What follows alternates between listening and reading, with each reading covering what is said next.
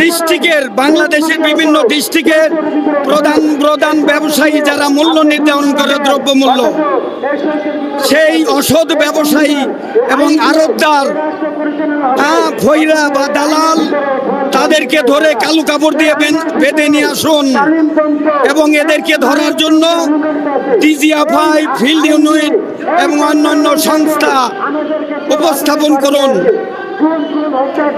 তাদেরকে নিয়োজিত করুন এবং তারা গোপনভাবে ফাইন্ড আউট করবে কারা দুর্নীতি, সেই আগে যে দুর্নীতি করেছে, দ্রব্যমূল্যের দাম বাড়িয়ে দিয়েছে, সেই দাম তারা এখনো ওই অবস্থায় বসে আছে এবং বর্তমানে আগে স্বৈরাচার সরকারের সময় যারা চাঁদা নিত এখন নিচ্ছে না, তারপরও কেন দ্রব্যমূল্যের দাম বাড়ছে না? অতএব এবং এই দ্রব্যমূল্যের দাম কমাতে হলে রাষ্ট্রদ্রোহীর মামলা করুন এই ব্যবসায়ীদেরকে ধরে এবং তাদেরকে রাষ্ট্রদ্রোহীর মামলা তাকে ফায়ার স্কোয়াডে নেন অথবা কঠোর থেকে কঠোর হন। সরকারকে আবেদন জানাবো, এই ভারত আমাদের বন্ধু নয়, প্রকৃত বন্ধু নয়, তাদের সাথে সম্প্রীতি রাখতে হবে, কিন্তু তারা কিন্তু আমাদের প্রকৃত বন্ধু নয়। তারা কন্টিনিউয়াস তাদের স্বার্থের জন্য কন্টিনিউয়াস তারা ষড়যন্ত্র চালিয়ে যাচ্ছে।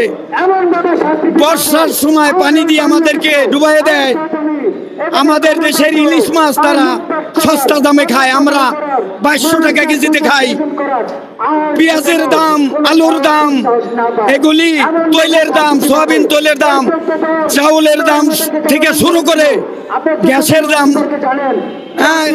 এলপি গ্যাস 1500 টাকা দিয়ে কিনতে হয়। এটা সহ্য করার মতো নয়। তাই নিম্ন এবং মধ্যবর্তী আয়ের মানুষের জন্য যাতে তারা স্বস্তি ফিরে আসে, তাদের মনের শান্তি কেড়ে নিয়েছে এই দ্রব্যমূল্যের ঊর্ধ্বগতির কারণে। অতএব তাদেরকে ধরে নিয়ে আসলে বাজার কন্ট্রোল হয়ে যাবে ইনশাল্লাহ। ভারত আমাদের কন্টিনিউ ষড়যন্ত্র করেই যাবে।